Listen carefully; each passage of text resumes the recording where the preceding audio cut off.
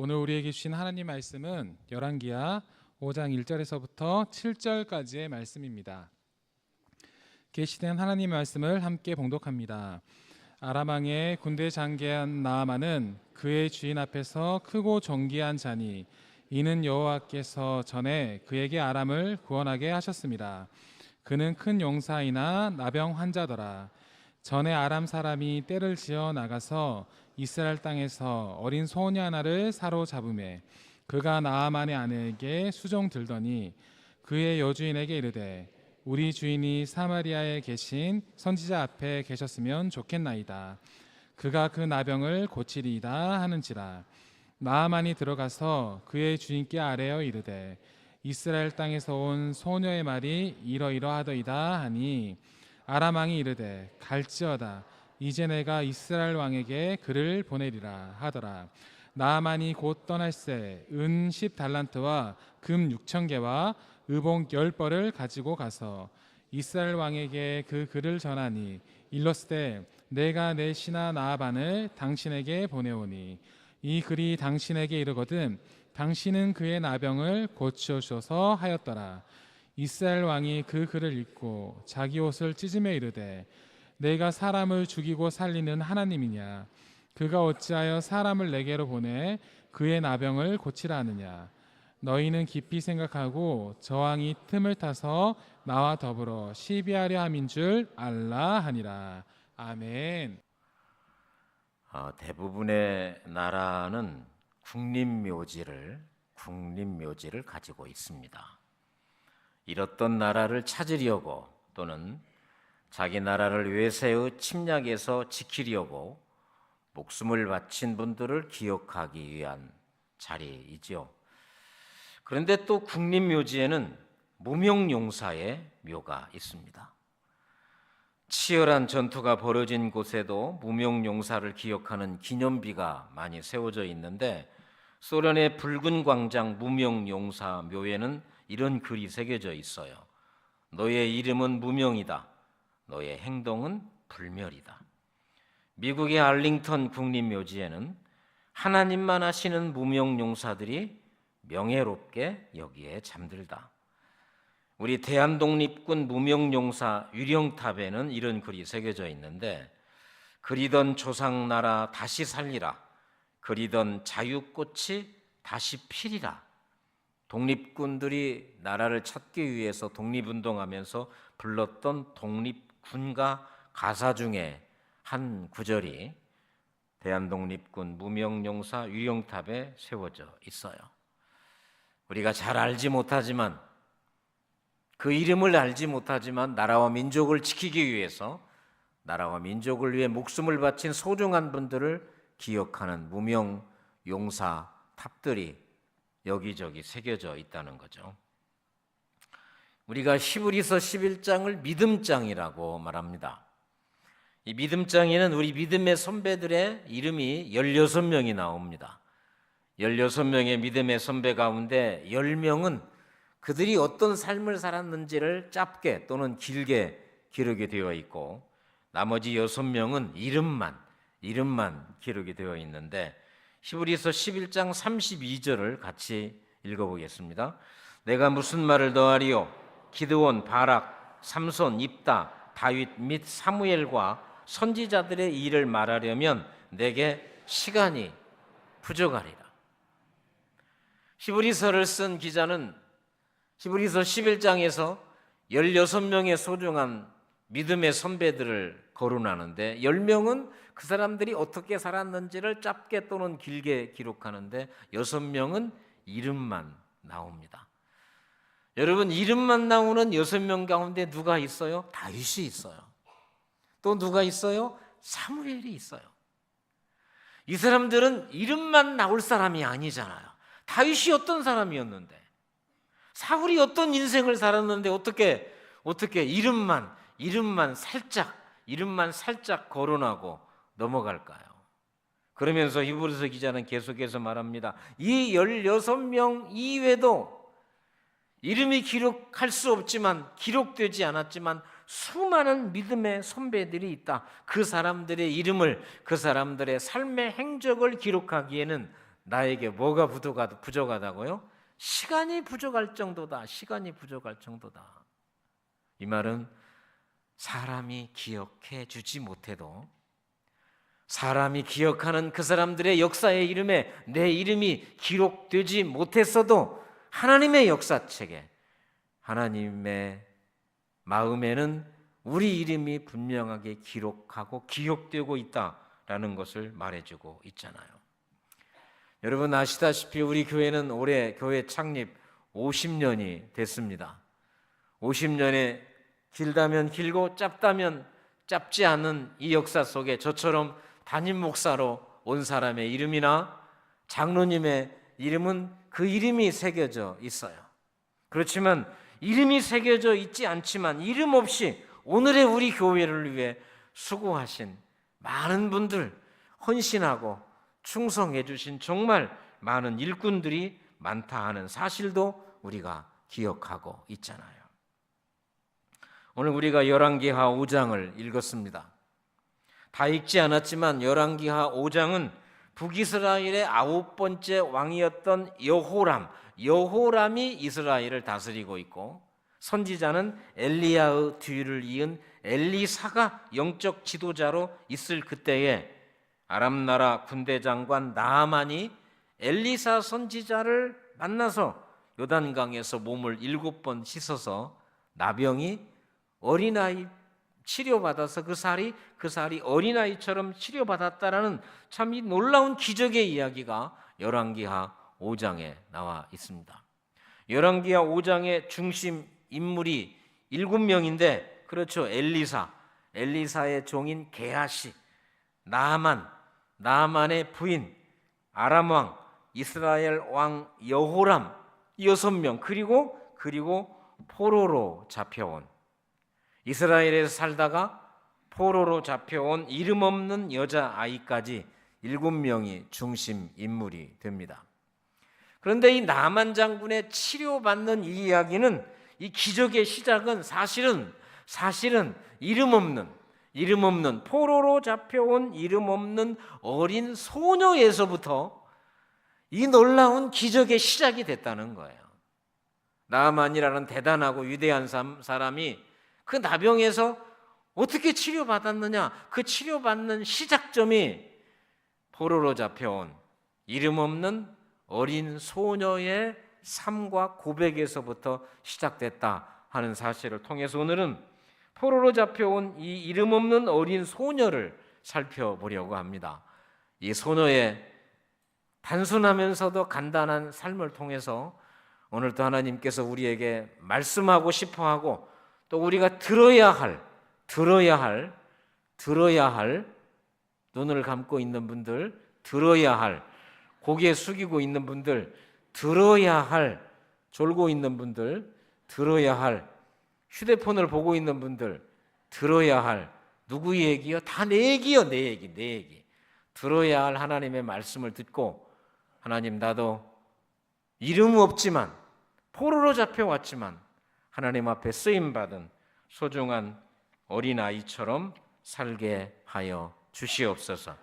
오늘 2가지 말씀드릴 텐데, 첫 번째, 상처를 은혜로 넘어선 이름 없는 어린 소녀. 상처를 은혜로 넘어서요. 상처를 은혜로 넘어선 이름 없는 어린 소녀입니다. 자, 열왕기하 5장 1절과 2절을 같이 보겠습니다. 아람 왕의 군대 장관 나아만은 그의 주인 앞에서 크고 존귀한 자니, 이는 여호와께서 전에 그에게 아람을 구원하게 하셨습니다. 그는 큰 용사이나 나병 환자더라. 전에 아람 사람이 떼를 지어 나가서 이스라엘 땅에서 어린 소녀 하나를 사로잡음에 그가 나아만의 아내에게 수종들더니. 아멘. 그 당시 이스라엘과 아람 나라는 끊임없는 전쟁을 반복하고 있었습니다. 그때 아람의 군사들이 이스라엘을 침략해서 이스라엘의 사람들, 남자, 여자, 젊은이 할 것 없이 수많은 사람들을 포로로 잡아갔는데, 그때 이스라엘의 어린 소녀 한 명을 사로잡아가서 나만 장군의 아내의 여종으로 하인으로 삼았다 하는 내용이 1절과 2절에 단순한 두 문장에 기록이 되어 있어요. 그런데 이 짧은 문장 속에 한 어린 소녀가 겪어야 했을, 한 어린 소녀, 이름 없는 어린 소녀가 그 나이에 겪어야 했을 엄청난 삶의 고통이 기록이 되어 있어요. 이런 거죠. 어느 날 집에서 어린 소녀가 잘 지내고 있는데 아람의 군사들이 떼거지로 집에 쳐들어왔습니다. 그리고 이 소녀를 잡아가려고 하지만 이 소녀는 가지 않으려고 발부둥을 치겠죠. 고향을 떠나지 않으려고, 포로가 되지 않으려고, 어머니 아버지와 생이별을 하지 않으려고 발버둥을 쳤지만 힘센 군인의 손에 포로가 되어서 이방 땅, 처음 가보는 환경에서 아람으로 잡혀와서 어느 집에 하인으로 팔렸다. 이게 이름 없는 어린 소녀가 그 나이에 겪어야 했을 엄청난 고난과 상처와 충격의 이야기거든요. 여러분, 우리는 살면서 참 많은 고난과 고통을 당합니다. 물론 살면서 말할 수 없는 기쁨과 은혜와 행복과 은총도 누리고 살지만 우리는 예기치 못한 또는 얘기할 수 있는 엄청난 고난과 시련을 만날 때마다 우리에게는 상처가 생깁니다. 시간이 많이 흘러도 내가 그 받은 상처는 마치 어제 일처럼, 아니 오늘 아침에 만난 상처와 같이 생생하게 우리를 기억하게 만들죠. 더군다나 이 어린 소녀는 하나님을 잘 믿는 소녀였다는 것이 나중에 증명이 되는데, 하나님을 잘 믿는, 하나님 없이는 안 되는 이 어린 소녀에게 당한 이 엄청난 고난과 상처를 보면서, 아니 하나님은 뭐 하신 거예요? 이렇게 하나님을 신실하게 믿는 소녀는 포로가 되면 안 되잖아요. 고향 땅을 떠나서 그 낯선 타향에서 하녀로 살면 안 되잖아요. 그런데 이런 일들이 우리 주변에, 때로는 우리 가정에, 때로는 나에게 이런 고통과 아픔, 해결할 수 없는, 이해되지 않는 깊은 상처와 아픔들이 많이 일어나고 있는 것이 오늘 우리의 현실이죠. 서울 성천교회를 섬기시는 김병태 목사님께서 그럼에도 은혜면 충분하다라는 책을 쓰셨어요. 그럼에도 은혜면 충분하다. 이 책에 이런 이야기가 나옵니다. 어느 교회 집사님께서 평생의 기도 제목이 뭐냐면 남편을 전도하는 것, 그리고 세 아들과 두 딸을 전도하는 것이 이 어머니의 평생의 기도 제목인데, 그렇게 기도해도 남편이 예수 믿지 않고 세 아들과 두 딸이 교회에 나오지 않아서 언제나 기도할 때마다 마음이 아프고 눈물로 기도하던 어느 날 큰아들이 장가를 가게 됐어요. 큰아들이 예수를 믿지 않는데 며느리 될 사람도 당연히 예수 믿지 않아서 이 엄마가 기도하다가 목사님에게 부탁을 한 거예요. 목사님, 토요일 날 11시에 우리 아들 교회에서 장가 가면 결혼식을 올리면 안 되겠습니까? 어머니 마음은 그래도 이 아들이 교회에서 결혼식을 하고 목사님이 주례를 하면 나중이라도 예수 믿지 않을까 하는 그런 한가닥의 희망을 가지고 어렵게 목사님께 부탁을 해서 토요일 11시에 자기 아들이 드디어 교회에서 결혼식을 하게 된 거죠. 그래서 이제 결혼식 날이 됐는데 그날 토요일 11시에 자기 아들이 결혼을 하죠. 그런데 오전 7시에 이 어머니가 연탄가스 중독으로 돌아가신 거예요. 상상할 수 없는 청천벽력 같은 고난과 시련이 이 가정에 온 것입니다. 목사님은 어떻게 할까 고민하다가 그래도 결혼식은 해야 되니까 11시에 아들 결혼 주례를 했습니다. 결혼식이 끝나자마자 신랑 신부를 불러서 사실은 오늘 7시에 너희 어머니가, 너희 시어머니가 돌아가셨다. 예복을 벗고 상복을 입고 어머니 장례식을 치르자. 내가 잘 도와줄 테니까 걱정하지 마라. 그래서 장례식을 치르는데 이 시골이니까 이 동네 사람들이 수군거립니다. 새 며느리가 시어머니를 잡아먹었다. 여러분, 이게 얼마나 큰 상처가 될까요? 그냥 우리는 뭐 해보는 소리, 손님 잘못 들어와서, 또는 뭐 누가 잘못 와서 뭐 그렇게 말하잖아요. 그런데 이 말이 얼마나 큰 상처가 됐을까요? 그런데 장례식을 치르면서 이 가정에 엄청난 영적인 반전이 일어났어요. 이제 내일 어머니 장례식을 치르는데 장례식 하루 전날 저녁에 새 아들이 목사님을 찾아와서 무릎을 꿇고 회개를 합니다. 그리고 어머니가 돌아가시기 전에 무슨 일이 있었는지를 말해주고 있는 거죠. 시골이니까 교회에서 장례식을 치르니까 여기저기에서 친척들이 오셨지 않겠습니까? 그래서 평소에 사용하지 않는 방들이 있으니까 그 아랫방에 그 평소에 사용하지 않는 방에다가 연탄 불을 넣고 그곳에 세 명의 아들, 너희들 거기서 자라 해서 세 명의 아들이 그 연탄 불을 오랜만에 넣은 그 방에서 자게 된 거죠. 그런데 엄마는 무엇을 했냐면 토요일 결혼식이니까 금요일 날 철야를 한 거예요.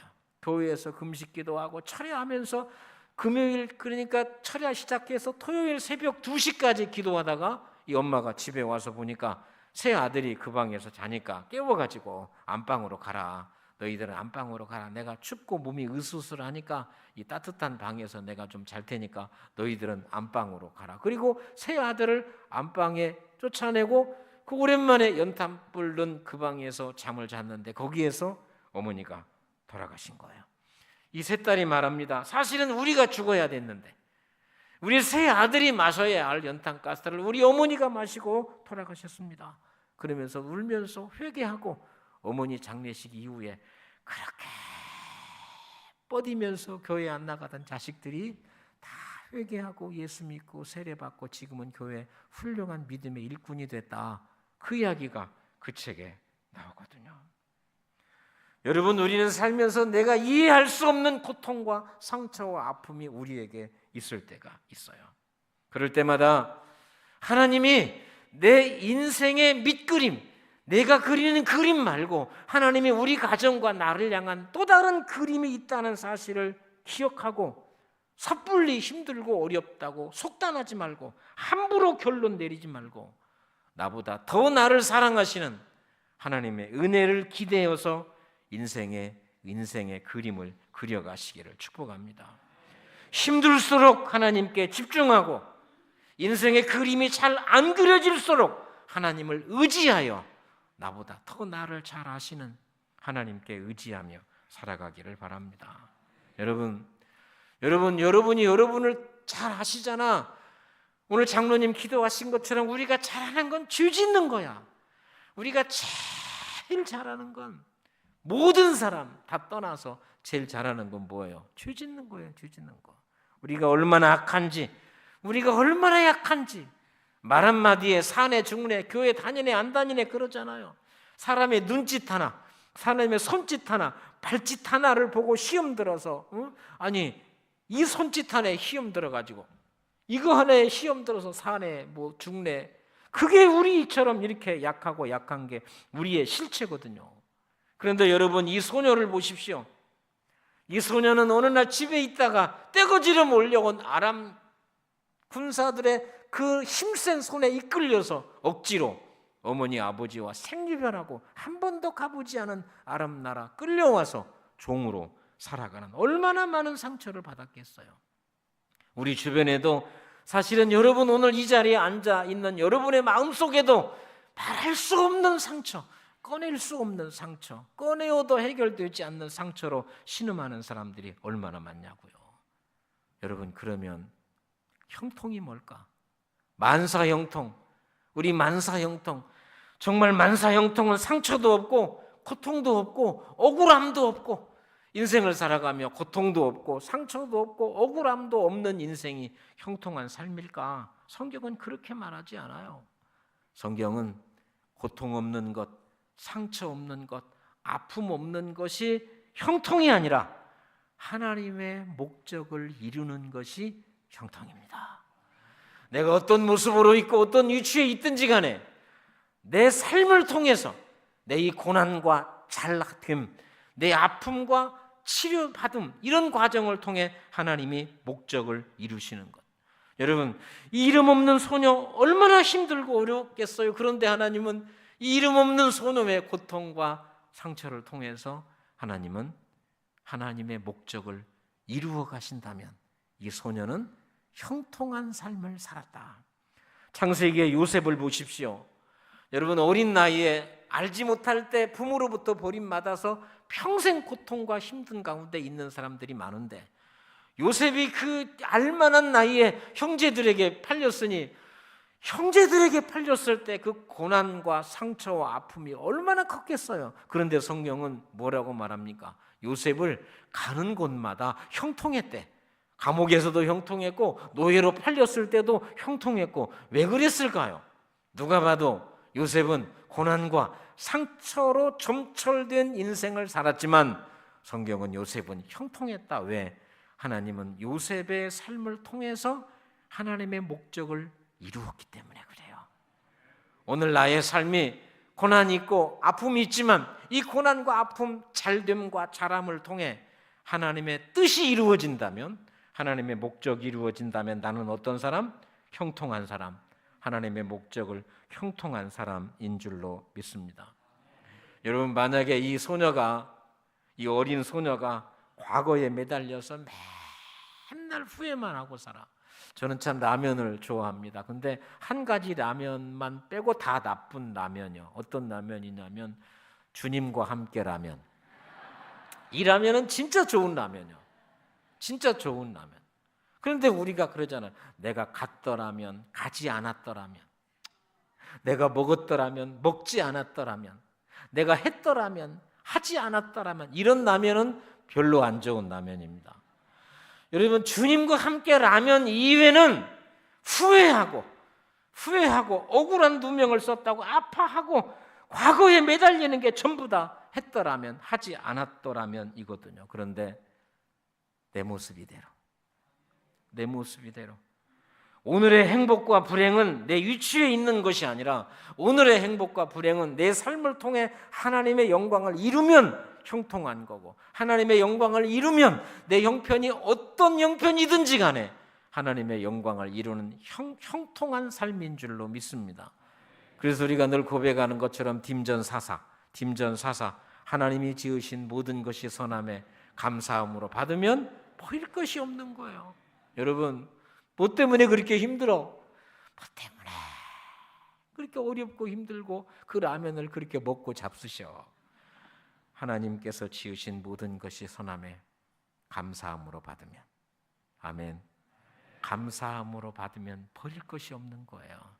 포로로 잡혀온 이름 없는 어린 소녀가 그 깊은 상처를 은혜로 넘어섰던 것처럼 사랑하는 성도 여러분, 은혜로 넘어섭시다.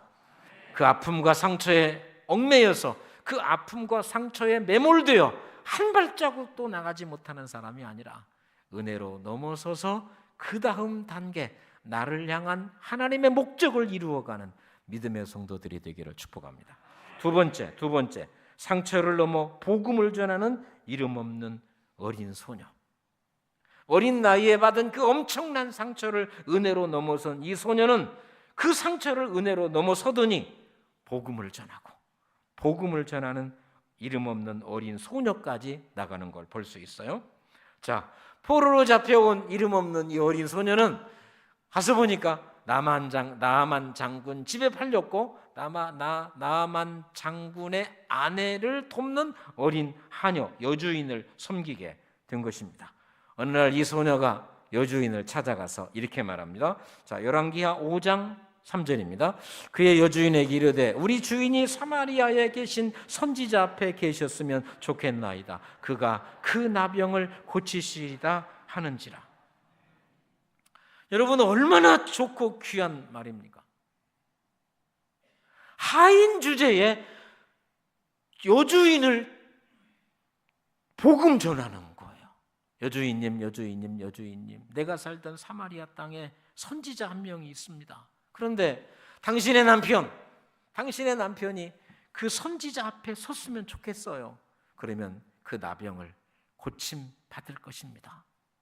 단순하고 한 문장에 불과하지만 여러분 자기 형편을 생각했다면 아이고 내 주제에 무슨 전도를 해. 내 남편도 교회를 안 나와서 내가 이렇게 힘드는데 내가 누구 무슨 전도대 한다고 전도하냐고 생각하시는 분들도 있잖아요. 그런데 이 소녀는 자기 주제를 생각하지 않았어요. 자기 주제를 생각하지 않고 내 안에 있는 하나님의 은혜를 의지한 거예요. 하나님의 은혜를 의지하고 여주인을 당당히 찾아갑니다. 여주인님 그리고 할 말을 하는 거예요. 당신의 남편, 내가 살던 사마리아 땅에 선지자가 있어요. 그 선지자 만나면 치료받습니다. 여러분 이게 얼마나 어려운 말인 줄 아세요? 나하만 장군은 권세, 당당한 위세를 가진 사람입니다. 돈도 많은 사람이에요. 그런데 안 해본 게 있겠어요? 요즘으로 말하면 안 만나본 명의가 있겠냐고, 안 먹어본 의사가 있겠냐, 약이 있겠냐고. 모든 걸 다 해봤단 말이에요. 그런데 그 말을 하자 그 말을 들은 여주인이 자기 남편에게 얘기해요. 나하만은 그 말을 듣고 아람 왕한테 이야기해요. 아람 왕은 또 그 말을 듣고 편지까지 써주고 엄청난 선물까지 해가지고 갔다 와라, 이스라엘 갔다 와라 라고 말하는 걸 보면, 아니 어떻게 그 수많은 여종 가운데, 여러분 나하만 장군의 집에 여종이 한 명이었어요. 한 명이었겠어요?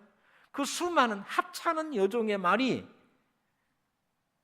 듣고 전해져서 나하만이 편지를 들고 수많은 돈을 가지고 이스라엘 땅에 가서 고침받는 놀라운 일이 벌어집니다.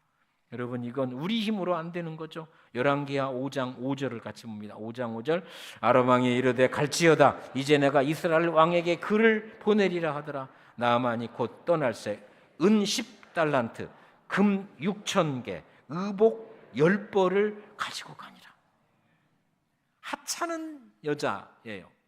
포로로 잡혀온 이름도 없는 하찮은 어린 소녀의 말이 끝내는 아람 왕 귀에 들리고 아람 왕은 친필을 써주고, 여러분 은 10달란트면 엄청납니다.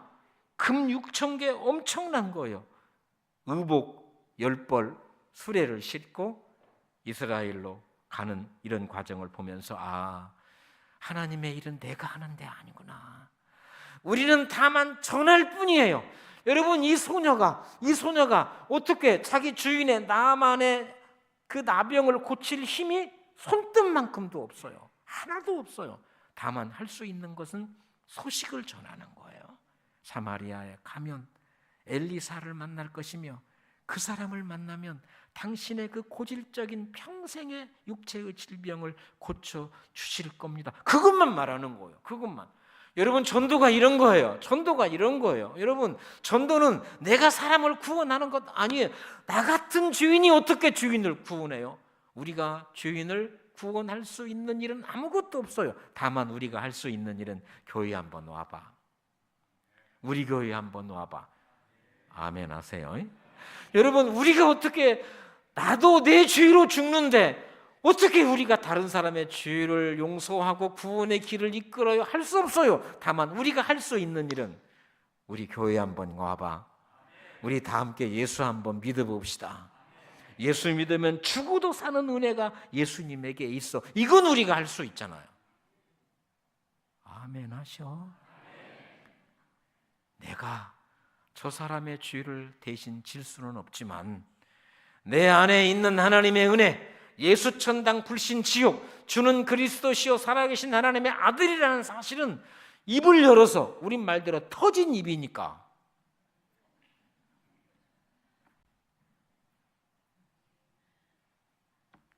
입을 열어서 복음은 전할 수 있잖아요. 여러분 전도는 내가 하는 게 아니요, 우리는 다만 순종하면서 한마디를 전할 뿐이에요. 딕 힐리스라는 선교사가 있어요. 캐나다 출신의 중국 선교사입니다.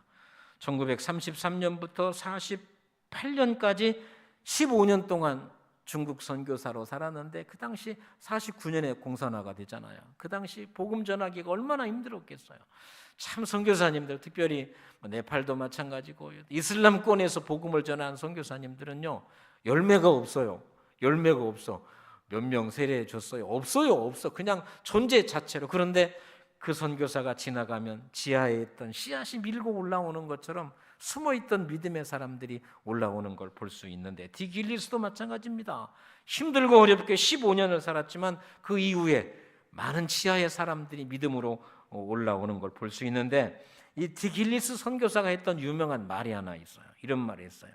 그리스도가 없는 모든 영혼은 선교지다. 그리스도가 없는 모든 영혼은 선교지고, 그리스도가 있는 모든 영혼은 선교사다. 마음에 그리스도가 없는 사람들은 다 선교지요. 우리가 남아프리카 공화국이나 인도나 네팔, 필리핀 선교사로 갈 수 있지만 내 옆에 선교지가 얼마나 많은지 몰라. 또 하나 내 안에 그리스도가 있는 사람들은 우리가 더 뭐예요? 선교사야. 선교사. 우리가 어디 가면 목사님 하면 저는 쳐다본다고, 혹시 나부르나 싶어가지고. 근데 선교사님 하면 안 쳐다봐. 오늘 제가 여러분 이름을 부를 테니까 여러분 안에 그리스도가 있으면 여러분이 다 뭐라고요? 선교사요. 네, 선교사님 부를 테니까 좀 쳐다보시오. 이렇게 연습을 할 거니까 너 가만히 있지 말고. 아니 그러잖아. 이 디길리스 선교사님 말이 맞아요. 그리스도가 없는 영혼은 선교지요. 반면에 그리스도가 있는 영혼은 뭐예요? 선교사야. 선교사. 내가 선교사님 부를 테니까 딴청 피우지 말고, 저 딴청 피우려고 고개 숙이고, 저 딴청 피우지 말고, 내가 선교사님 하면 옆 사람 나 불렀어요? 그래. 저 부르셨어요? 그러셔야 돼. 내가 선교사님 그 뭐라고 한다고요? 저 부르셨어요. 자. 딴청 피우지 말고. 자. 선교사님. 그 옆 사람 보고 말해. 저 말해. 저를 보려고 말해. 옆 사람 보면서. 자, 다시 연습을 해봐야 돼. 연습을 해봐야 돼. 끝나면 다 잊어버릴 줄 알지만 연습을 해야 돼. 다시 한번. 선교사님. 그럼요. 당신 불렀어요. 당신 불렀어. 여러분, 우리는 다 선교사입니다. 아멘. 우리는 다 선교사예요. 그런데 이것을 알지 못하는 한 사람이 있었는데, 그 사람이 누구냐면 바로 북이스라엘의 9번째 왕 여호람입니다. 자, 나아만은 나병을 치료받기 위해서 아람 왕이 써준 친필 편지를 들고 이스라엘로 넘어갔어요. 그리고 누구를 만났냐면 여호람 왕을 만난 거예요. 자, 보세요. 열왕기하 5장 6절과 7절입니다. 시작. 이스라엘 왕에게 그거를 전하니 일렀으되 내가 내 신하 나아만을 당신에게 보내오니 이 글이 당신에게 이르거든 당신은 그의 나병을 고쳐주소서 하였더라.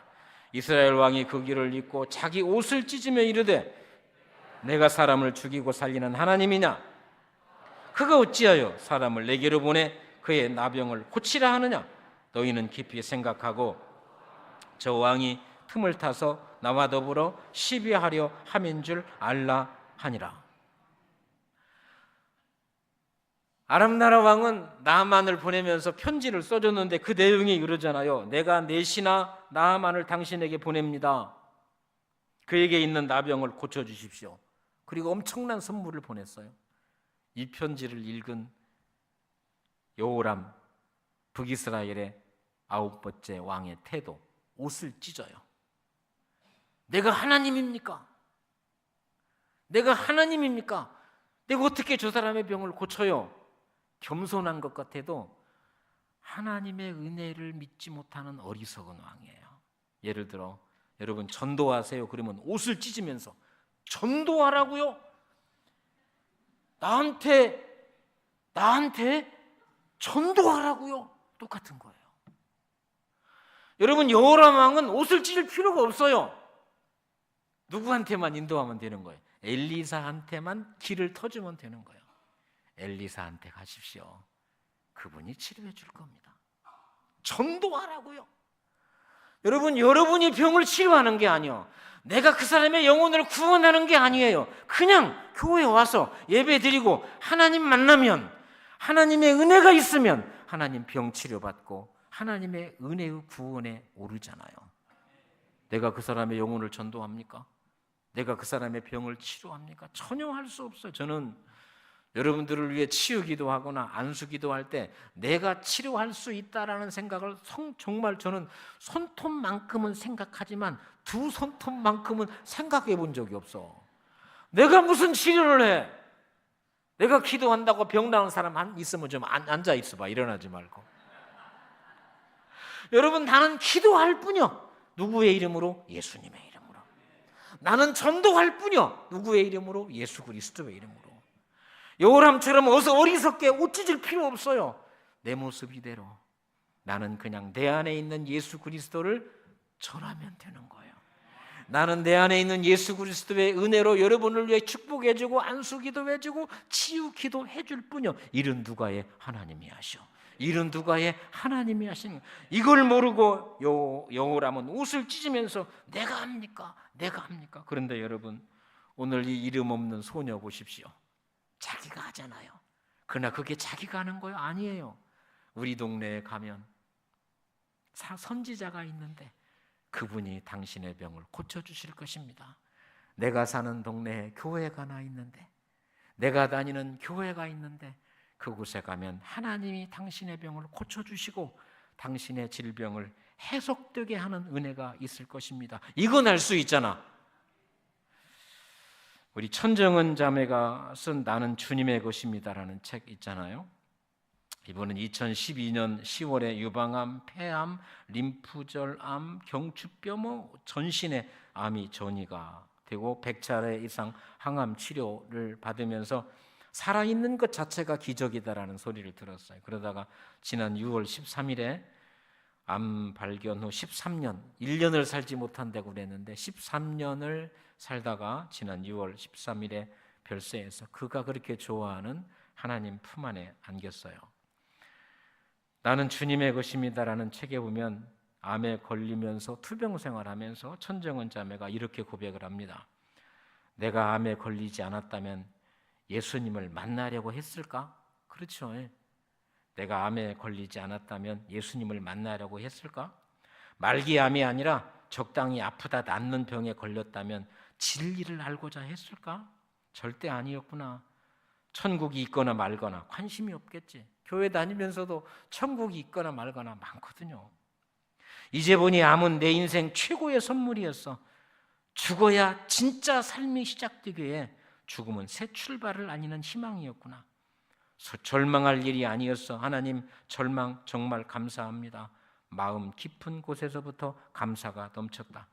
말할 때마다 눈물 나던 암, 그것은 더 이상 슬픈 단어가 아니었다. 암은 내게 선물이 되고 죽음은 희망이 되었다. 하나님, 오늘이 마지막이 될 수 있는데 저에게 주신 마지막 사명은 무엇입니까? 라고 할 때 부활을 전해라. 죽으면 끝이 아니라는 부활을 전해라. 그래서 그분은요 13년 동안 그 몸을 가지고 전국을 다니면서, 그래서 3년 전에 우리 교회도 오셨잖아요. 전국을 다니면서 죽으면 끝이 아니라 예수 그리스도의 부활을 전했습니다. 그가 한 말을 다시 소개하면 암은 선물이고 죽음은 소망이다. 내가 하나님을 믿지만 하나님도 나를 믿는다.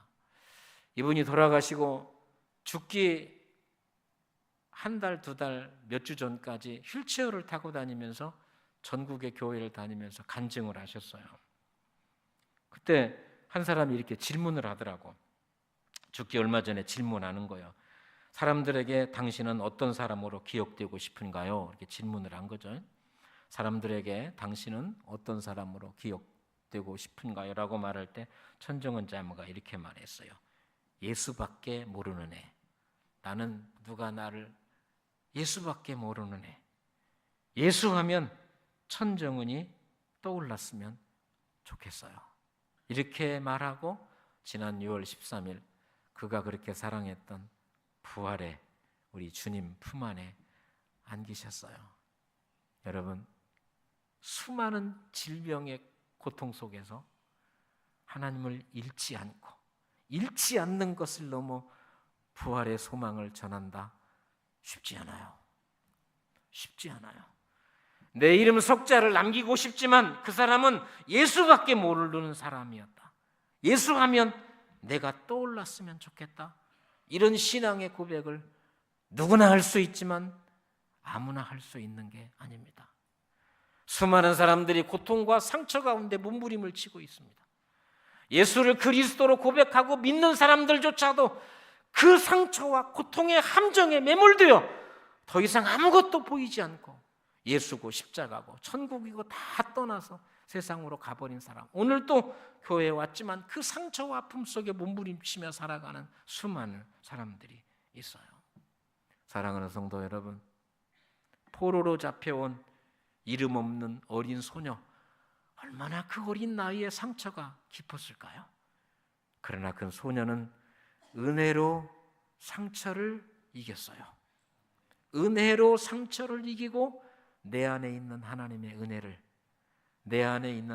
은혜를 자기가 노예이고 여종이라는 사실을 잃어버리고 감히 여주인에게 말을 했어요.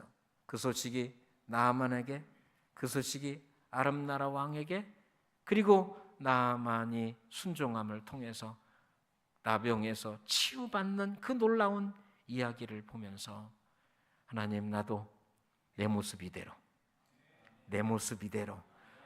지금보다 더 나아지고 아니에요. 내 모습 이대로 지금 이만큼의 은혜, 이만큼의 아픔과 고통 속에서 그 어린아이처럼, 천정은 자매처럼 예수천당 불신지옥 죽어도 다시 사는 부활의 영광을 전하며 살아가는 믿음의 성도들로 살아가시기를 축복합니다. 하나님 아버지, 감사합니다.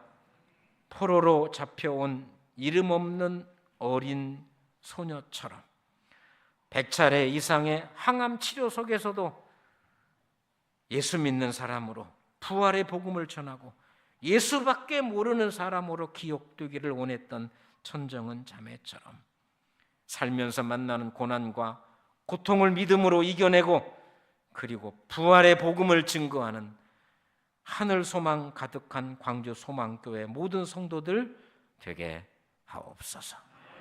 예수 그리스도의 이름으로 기도합니다.